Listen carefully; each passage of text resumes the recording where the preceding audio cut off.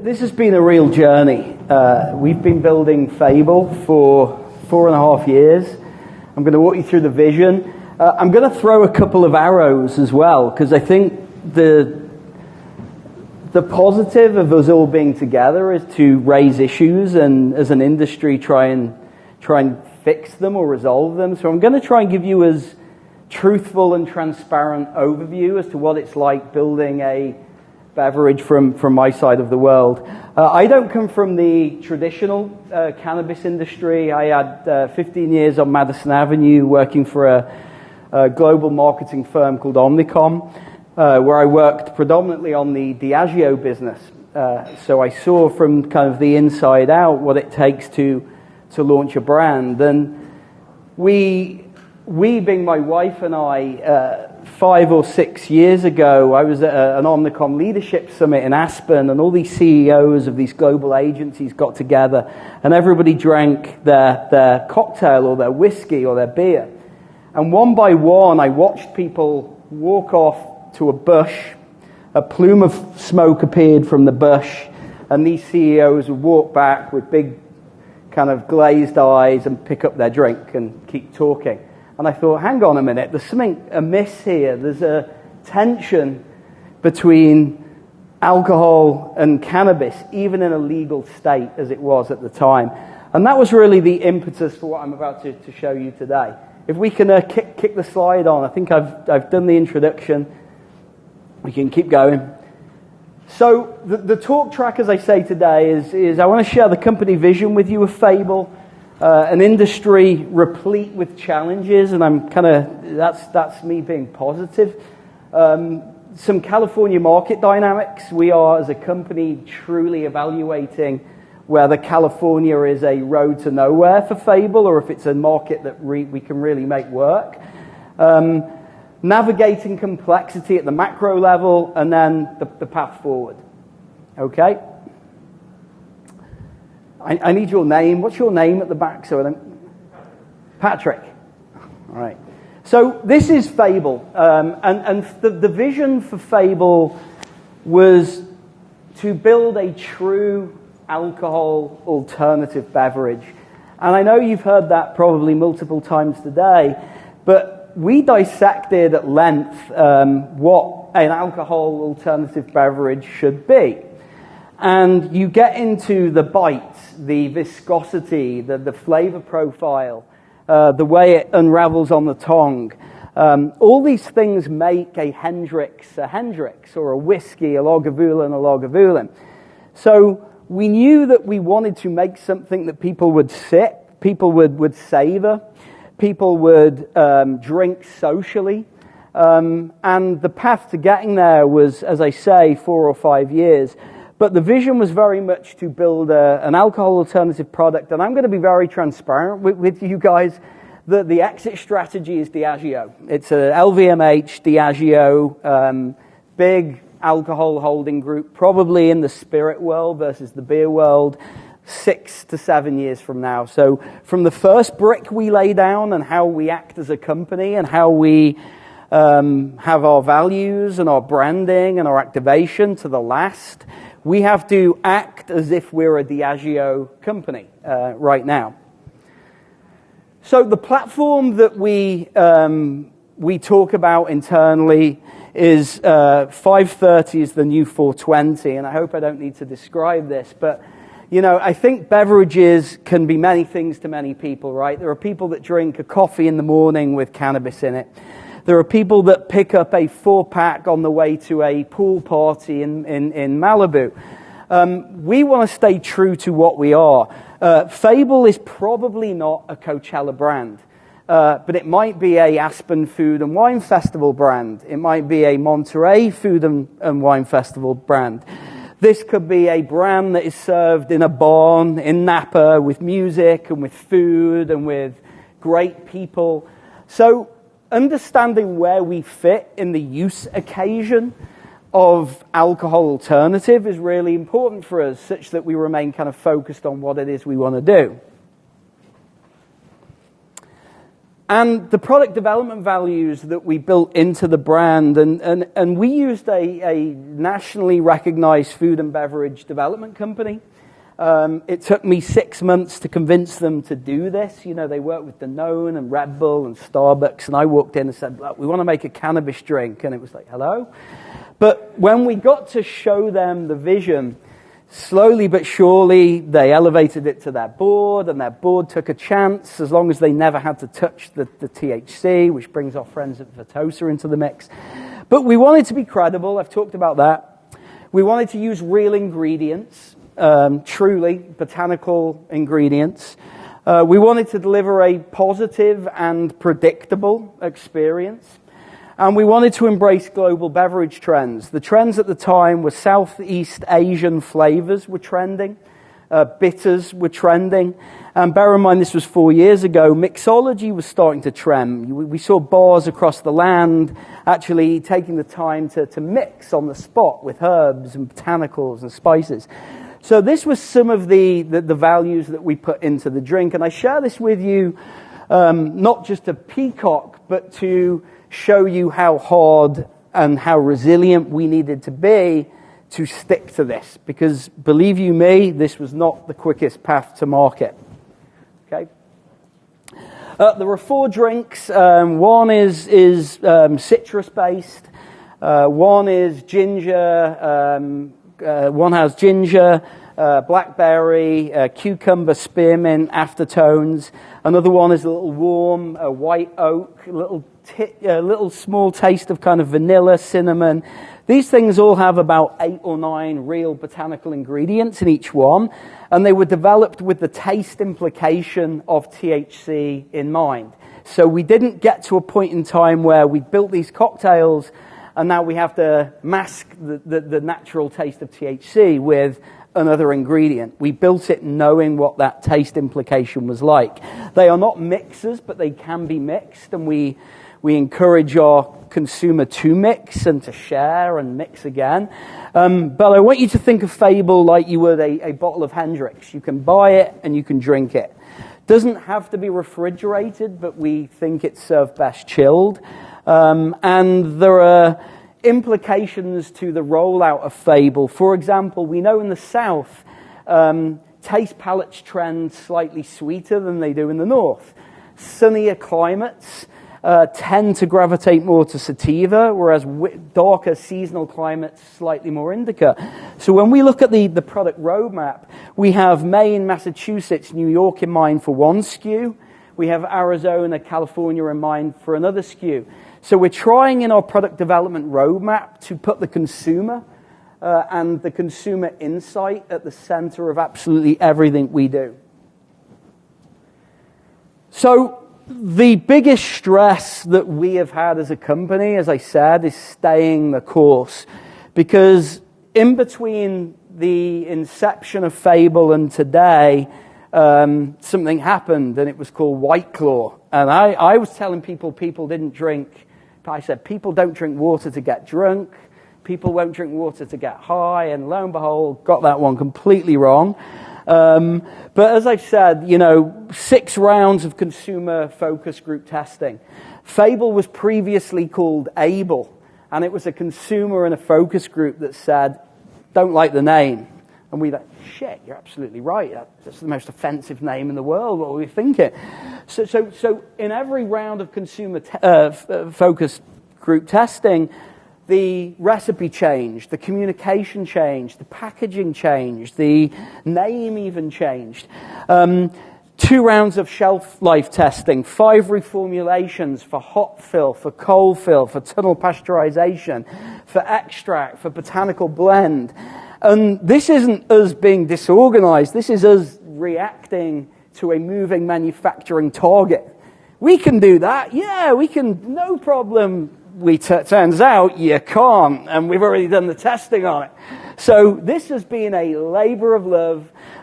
We are very fond of our manufacturer. We have come too far at this point in time to divorce. But, you know, in the time it's taken, there's been 2 kids born, a new dog, and lo and behold, I think my biggest sense of pride is my co-founder and I are still married. And believe you me, that has been harder than you would think. So the more complicated the drink, the more problems you have down the line. Sediment, pH, the effect of heat. Cardamom drops to the bottom. Cardamom binds to the THC. That's going to fail testing. Do we get rid of the cardamom or do we double down on cardamom? All these things have taken years and years and years. And all along the way, we have seen brand after brand after brand launch. And there's a reason, and I'm not being derogatory, I have an awful lot of respect for everybody that has launched a brand, but there is a reason that 90% of the beverages on the market are seltzer waters. It's because it's, in the grand scheme of things, easy. So keep that in mind. The more complex the drink, the more challenges you have. There is no precedent for a lot of this stuff. So we are dealing with challenges every day, and I assume I'm preaching to the choir here. Supply chain maturation is a challenge. The distribution landscape, the retail landscape wasn't built for beverages. We have had distributors that I would love to work with say, you know what, this is heavy. We can get 14 boxes of flour in the same space. We can get 100 of your bottles. We've had distributors vanish. You know, the distributors I was talking to 2 years ago, none of them exist anymore. The sales side of the business is hard. We had a sales agency, say, a year ago. For $20,000, we can get you into more dispensaries than anybody else. And I, being the optimist, said, Kristen, we gotta sign this now. And my wife, who was a State Department risk analyst, said, well, hang on a minute. You know, is there a scope? Is there a metric, success metrics? Is there accountability? And when you reverse engineered the $20,000 a month into economics and beverage data, it was impossible to ever get an ROI.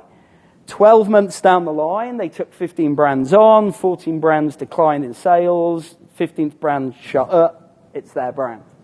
And that's what we're up against. And that might be a dirty secret, and I will never mention company names, but you have to determine across the supply chain who the partners are, the true partners, and who are saying, we want to grow the industry, but we're going to take whatever we can get from you as quickly as we can get it. And you know what? If you fail, there's 15 more companies right behind you. And Vitosa have been the best company we've worked with, collaborative, gamer packaging, collaborative, you know, solution-oriented, helping companies work through these issues. There are great companies out there, but if you're launching a beverage, just ask yourself, are they in this for the long run? Do they have our business in mind, or, you know, is this a quick buck? Product development we've talked about. I want to address bottom line growth. You know, we know that there are beverages out there that are losing money.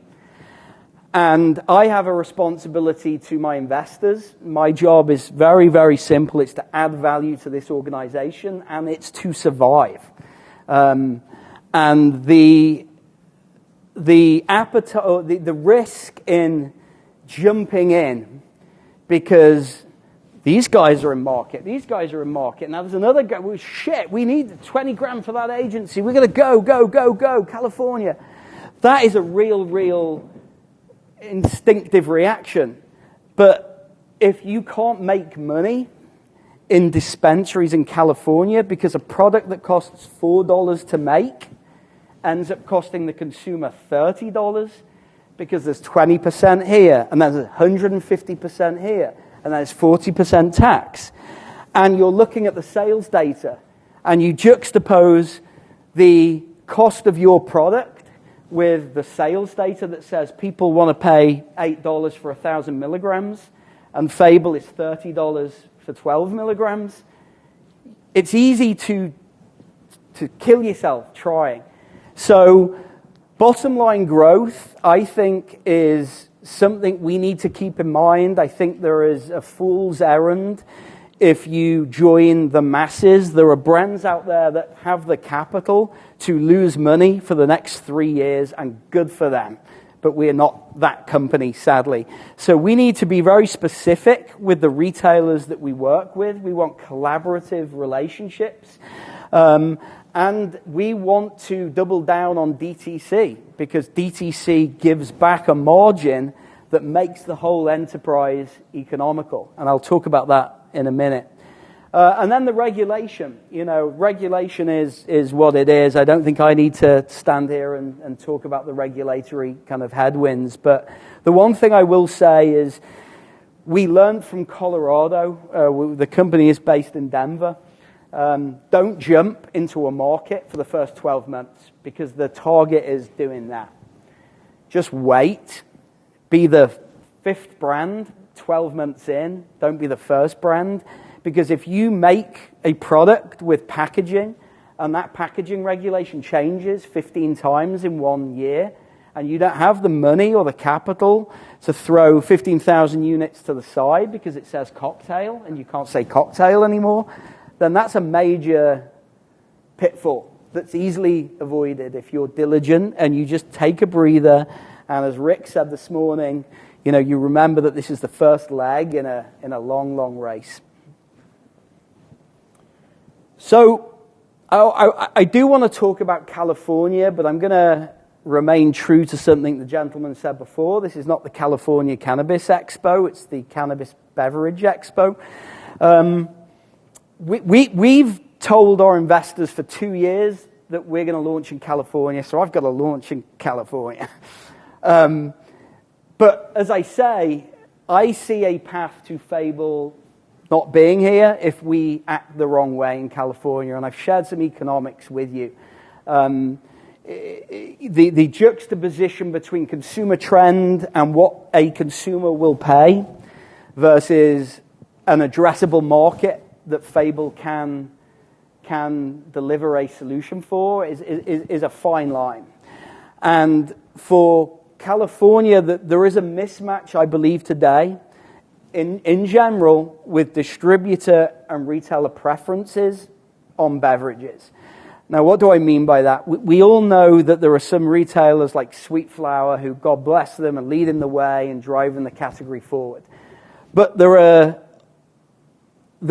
an awful lot of dispensaries and distributors who won't take the burden of a beverage on. If they do take the burden of a beverage on, who can I rely on in the dispensary to say, hey, are you having a dinner party?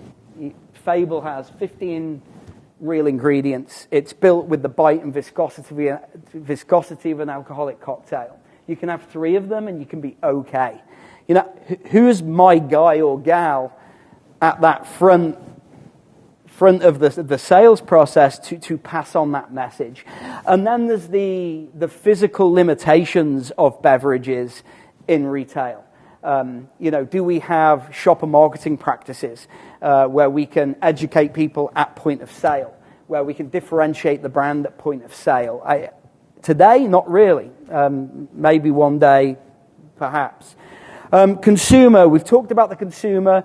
I do want to, again, stress that the consumer changes based on geography. We have a product roadmap that takes into account sweeter palates in the south, more savory palates in the north, a consumer that is inactive in the Maine today. We talk about my mom being a Fable consumer. She might be, all our parents might be Fable consumers, but she's not getting in a car and going to a dispensary on Colfax Avenue in Denver to buy a Fable. So how do we connect with this vast addressable audience, this cannabis curious audience who is at the same time drinking less alcohol? we get into branding and we get into activation strategies, and I'll talk about that momentarily. And then, look, one more note on retail. They're being overwhelmed right now with new products. It's a seller's market right now. And I believe as an industry, we have all been somewhat enraptured by the promise of California. But I want to share something with you guys. I think the most successful case study in cannabis beverage today is Levia in Massachusetts. Because what they did is they built a great product. They stayed focused on their market. They hired people from within that market, and they owned that market. And they make, $1 million a quarter or more, $85 million exit, because they remained focused on where they are. So for a company CEO with the glamour of California, and it's 40 million people, and it's, disposable income, and all true, but again, balance that with everybody's going into California. Do we win being the 35th brand in California right now? So we're looking at other markets, and I can address that here. We're looking at, of all places, Vermont. I'm really excited about Vermont.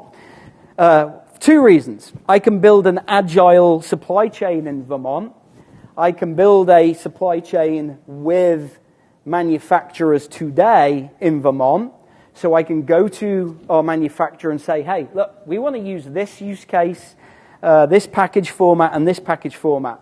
This package format, a can, requires a different emulsion from Vitosa than this package. Are we good there? What about the platform ends at the facility? Can we handle the end caps? There are so many implications to a bottle or a can that people don't see when building these horizontal supply chains, that it's crazy. So I'll be transparent with you guys. The company that will be producing Fable in Vermont is a distressed brewery. You have brewery guys who know how to make drinks moving into cannabis, and you have cannabis entrepreneurs figuring out how to make drinks for the first time, and then you've got the in-between. So for us, very, very flexible legal framework, ability to collaborate with our horizontal supply chain, and strategically, who goes to Vermont every weekend? I'll tell you right now, it's people that live in Manhattan. And Manhattan and Massachusetts is the hockey stick for Fable. And I think 3 years from now is probably the time.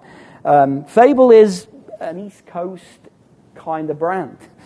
And I don't want to talk myself out of California, but I think for us, the hockey stick moment will be the East Coast.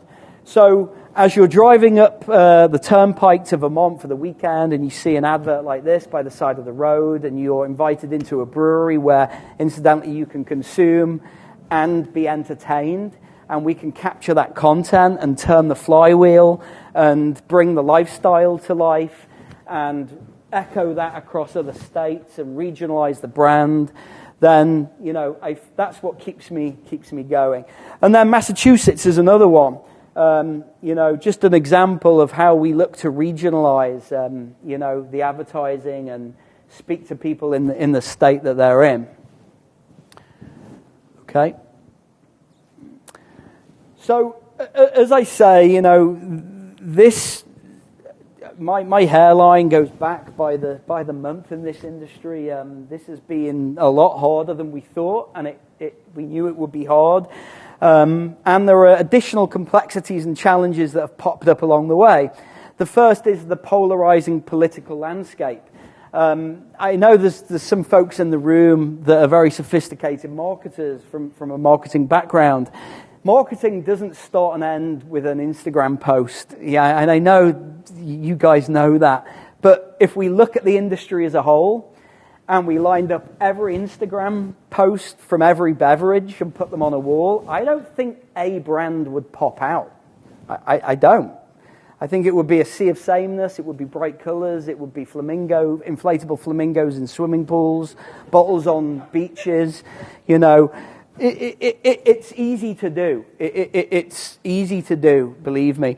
So how do you echo the sentiment of the country? How do you build a brand and a company with the agility to act fluidly at the pace of culture? We're investing in social listening tools. We're investing in platforms that allow us to scrape insights as they're happening across the world and turn the brand on a dial in addressing that insight. We're looking at hiring people that reflect a new value schema.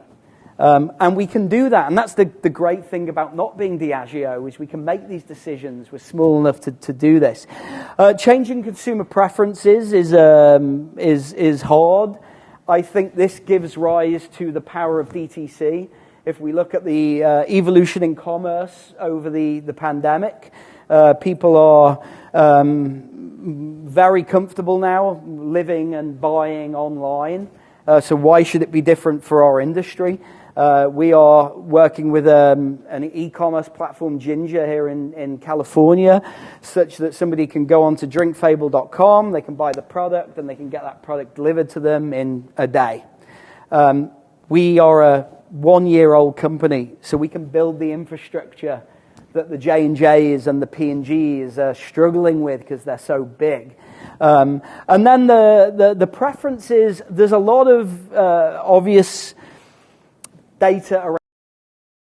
There's also, if you look at consumer data, a nugget around me moments. There's a cereal, I think it's Cheerios, that sells the little marshmallows in the box. You can now buy those marshmallows as a standalone, because what the pandemic has given rise to is, I will be healthy, I will get on the Peloton. Our Peloton's been used twice in 8 months. But people are getting on Pelotons, they are eating healthy, but they are also taking their me moment. Fable is a me moment brand. There is sugar in Fable. It's cane sugar. There's no syrups, there's no glucose syrup or any of that stuff. But we need the sugar because of the viscosity. You take the sugar away, you've got a seltzer water. You add the sugar, you get the viscosity of an alcoholic drink. That's why it's there.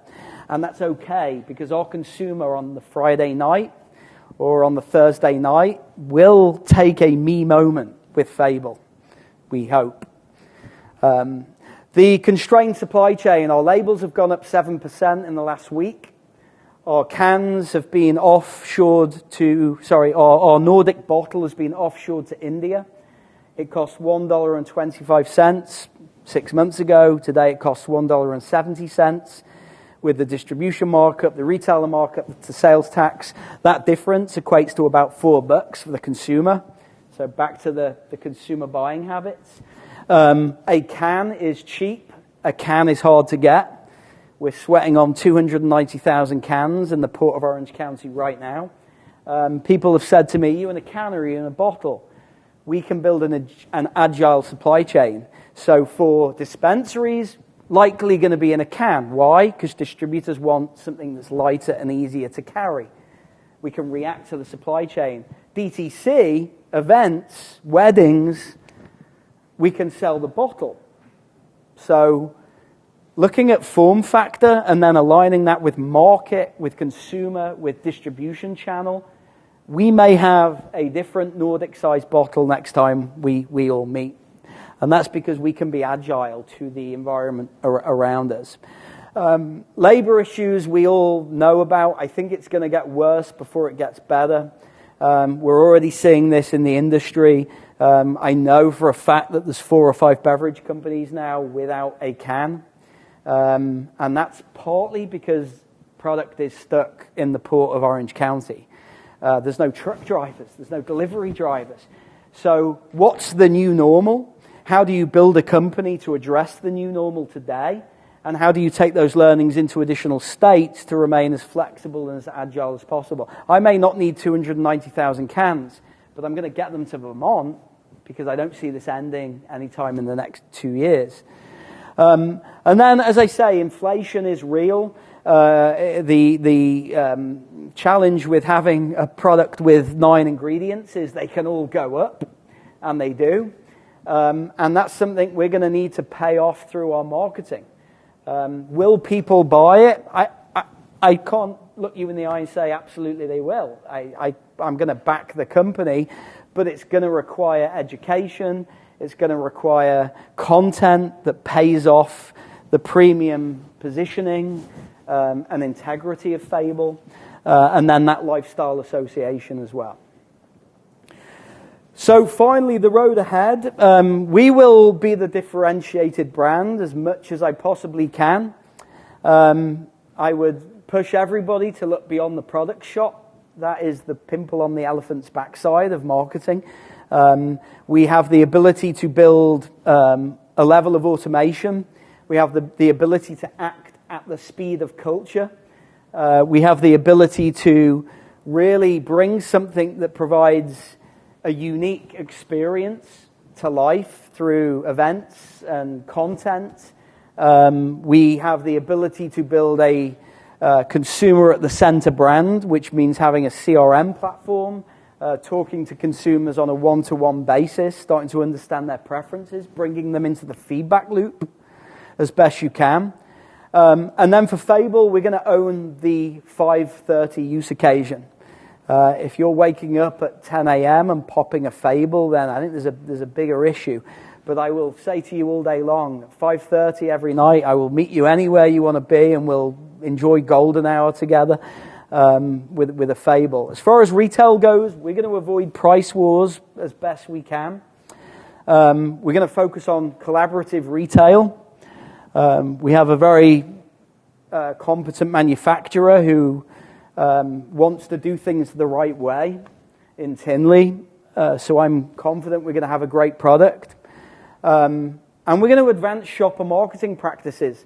There's an awful lot we can bring to retailers to rise the tide for beverages as a whole. If we find the right retailers, we can redesign walls for all brands if we're given the opportunity. I've talked about consumer. We're going to keep the consumer at the center. And then as far as market expansion goes, we've talked about the geographic influence of Fable from a taste profile standpoint. But we're going to look to build agile supply chains. We're going to take a page out of Levia's book. We respect and are excited by California, but there is a whole country out there beyond California. So, we died trying isn't a success story for my investors. So Vermont, excites me as much as this giant state that we're in right now. And then finally, from a formulation and packaging standpoint, we have to remain fluid. And I'd say to everybody, you may have aspirations to be in a can or a bottle or a 750 ml bottle, but we are going to run into more and more supply chain issues. We're going to run into more and more labor issues, and inflation is real. So just keep flexible, keep all options open, and work with a manufacturer that understands this and can pivot as well as these market dynamics kind of continue to change. That's it. So really appreciate you guys listening, and happy to take any questions.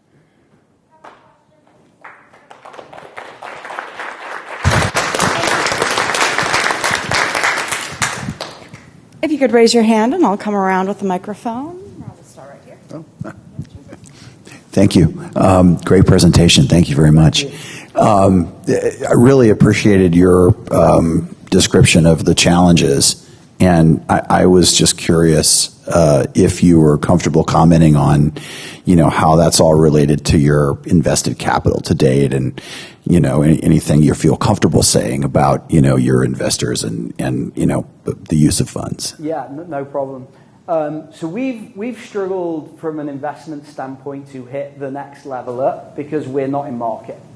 And we're not in market because we have stayed true to the vision of the brand. And our manufacturer, I know Rick's in the room, has stayed true to the vision of the brand. Rick and I have had many conversations. Hey, should we stick Velcorin in this thing? Should we take this down a notch or two and put a seltzer water out there? Should we remove the botanicals because of the sediment issues? And I'm proud of the Fable side, and I'm proud of our investors for saying, no way. Because they see where we're going, and they believe in the industry maturing, and they see the point of difference. But of course, the $10 million valuation versus the $5 million valuation has been hard, because we can't say we've sold 1 million units. So that's been a headwind. We've raised a decent seed round. We're well capitalized for the next 2 years. But to your question on use of funds, when push comes to shove, and the gentleman to the left of you will agree with this is going to be a brand game more than anything. Differentiate yourself for sure, but our use of funds predominantly will be in activating this brand. And doing it in a way that separates Fable from the herd as best we can. So in one regard, unlike a tech firm, I don't have 50 coders in the Ukraine saying, you owe me, this week's salary. We have hard costs. We have very little overheads. Our manufacturing costs are accounted for. It really is the pay-to-play capital that I think we would. That's the interesting conversation, let me say. Thank you. No worries. You talked about multiple states, and obviously each state you got to find different people to put your product together. How difficult has it been to find the manufacturing in all these different states and to keep it in your guys' the way of doing things at each spot? It's getting easier. Something that's a silver lining for us is we're being told more and more by retailers and manufacturers, it's a good job you guys aren't seltzer. If you were a seltzer, we wouldn't take the call. There's a real, truly sincere curiosity as to what we've made. And if I take my friend Matt in Maine, Novel Beverage, he's keen to produce this because it's different. The folks at Levia, this is different. It's not cannibalizing Levia. It's adding a new use occasion to the industry. And that's what I hear more than anything from this group. Let's grow the industry. Well, there's doing and there's speaking, right? And if there's differentiation and if there's innovation and if the manufacturing partners can continue to fuel innovation and if the dispensaries can continue to fuel innovation, then we will see differentiated brands appear. New York, I feel happy about. We are partnering with a CBD company, a cider family. I've mentioned Vermont. I do think the distressed assets appearing on the market from the brewery world, the macro brewery world, will kind of come in to save the day a little bit. And these guys are willing to build the line based on the formula, which is so refreshing. Now, Vermont won't go live until next summer, but if California has taught me anything, it's get ahead of the problems, don't panic, play the long game. So I feel good about the East Coast. I don't feel good about the Midwest.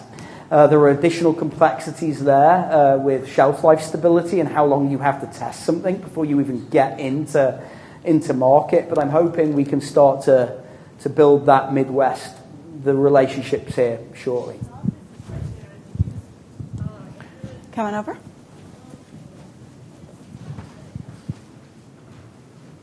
Thank you. Hey, Ben. Hi, David. I'm curious. I really love what you said before about starting in Vermont, understanding a migration that people do during the winter, go from Manhattan up to Vermont. I have lots of friends that do that. I have lots of friends that do that all year round to go to Massachusetts right now to get their cannabis products. So I love that you're thinking that way. Are there any other migration paths, if you will, that you're looking at that sort of help a multi-state strategy, as built into the brand and sort of leveraging these migrational paths of people going to recreational areas or to different places that leverage into the brand, that work into the brand strategy? It's a good question. Off the top of my head, David, I think I'd be BSing you if I said we thought about it more than the upper Northeast. On a micro level, we've thought that through in California. I think Fable may be more at home in Northern California. The Napa migration pattern, that weekend where there's food, entertainment, socializing, than it would in certain areas of California. We are looking at Florida, of course. I think I mentioned earlier there are certain SKUs that accommodate the palates of the South more so than the North. So we're looking at that. But from a pure migration pattern standpoint, and one thing that we've learned is don't bite off more than you can chew. You know, there is this balance between getting ahead of the market and remaining focused. I think the New York, Vermont, Massachusetts, Maine corridor, if done well, will get us to the next kind of metric that we need to get to as a company.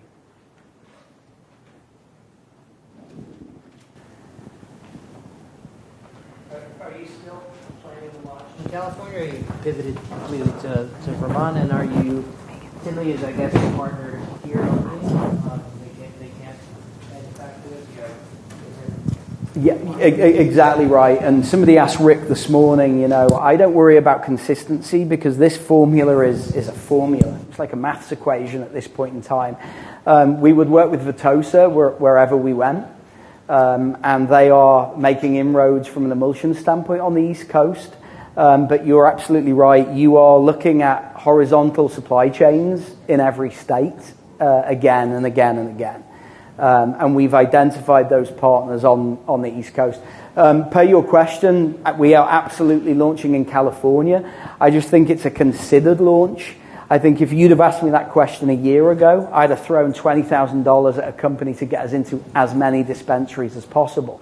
But if I'd have done that, I'd probably have killed the company.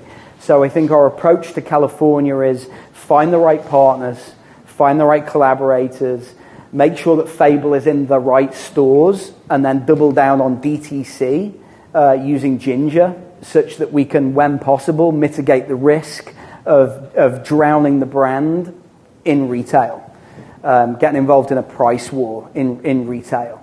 So if there are any retailers in the room, we want to be as collaborative as you will allow us to be. What is your price point, and where are you keeping it? So right now we're pre-revenue. We are not retailing until we have a tunnel pasteurization line operational, which is operational now and going through final testing. So our on-shelf date is Jan 1 of next year. Our plan for, as far as cost goes, the 12-ounce bottle, Nordic bottle, is going to be in or around $20. Which is more expensive than other beverages. And this is the thing that gives me heartburn. We've made a product that I think it warrants the price, but that isn't to say people are going to walk in there and buy it, right? And we're going to have to learn, like fail fast.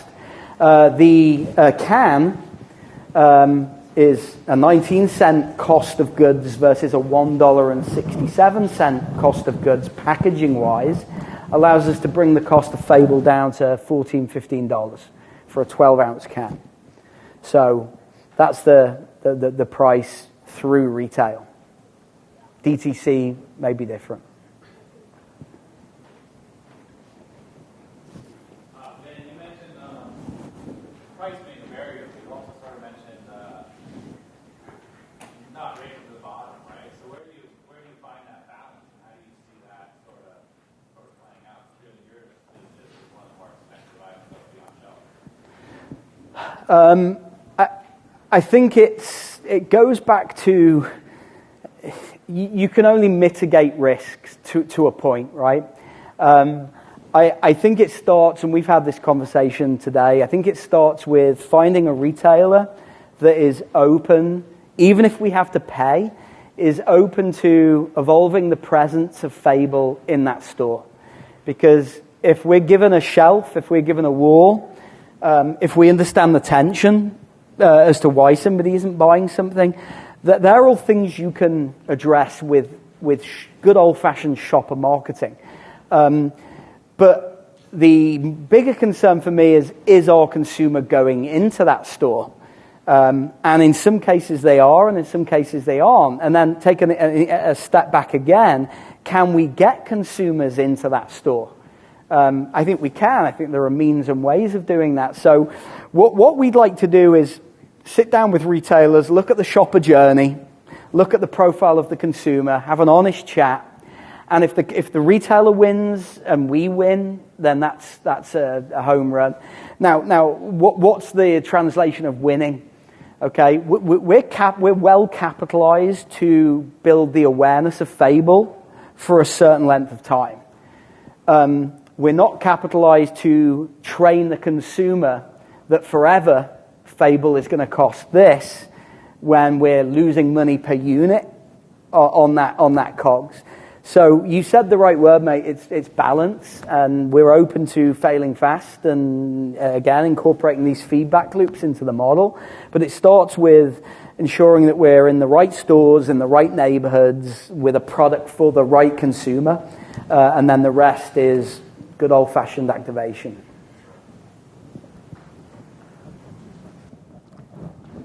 Paolo.